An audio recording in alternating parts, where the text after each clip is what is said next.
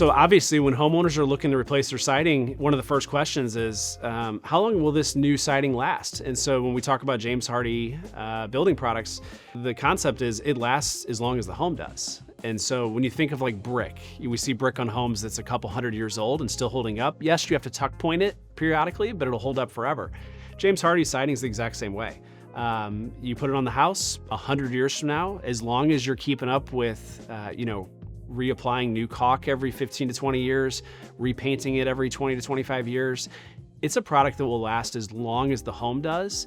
Now, I have to preface that with saying with proper installation. So a big part of James Hardie siding is the installation. So when we talk about choosing a specialist, this is why it's so important. If you want that James Hardie siding to last for as long as you're there, as well as the next homeowner and the next homeowner after that, it needs to be installed properly.